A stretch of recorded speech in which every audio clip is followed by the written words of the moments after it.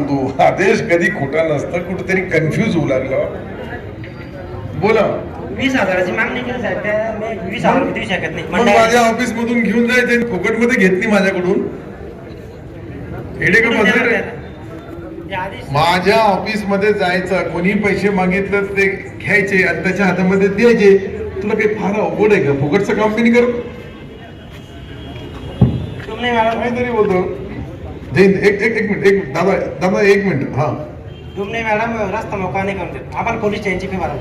अरे बाबा मी तुला सांगतो ना, त्याच्यामध्ये आणि इकडं चला. कोण आहे का मॅडम करत नाही तुम्ही? का तहसीलदारचा सिक्का खोटा आहे का? तहसीलदारचा निकाल खोटा आहे? सर ते मामलतदार अंतर्गत आदेश झालेला आहे, तिथल्या जागेवर रस्ताच नाहीये सर. नवीन रस्ता टाकायचा आहे. त्यांचं म्हणणं आहे की दुसऱ्या एका खरेदी घेतलेल्या शेतीमधून रस्ता टाका.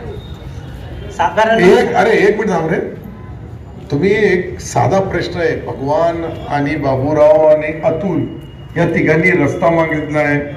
इथं मामलतदार कोर्टाचा आदेश म्हणजे कोर्टच आहे, तो आपला रेव्हेन्यू कोर्ट आहे.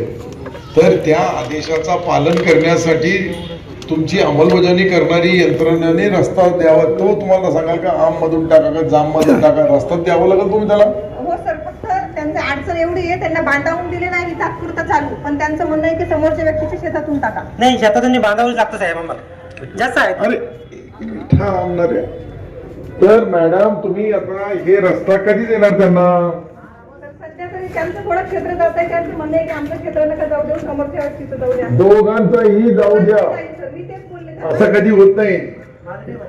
दोघांचाही करून तुम्ही रस्ता तयार करून देण्यासाठी मार्किंग करून द्या.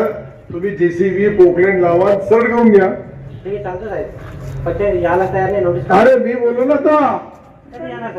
आता ते सांगू दे, ते सांगतील कधी जाणार. मी 2 दिवसात जायला तयार आहे, फक्त त्यांनी क्षेत्र जाऊ द्यावं. त्यांचं म्हणणं आहे की अरे ताई, मी आता बोलल्यानंतर तो प्रश्न तुम्ही डबल बोलून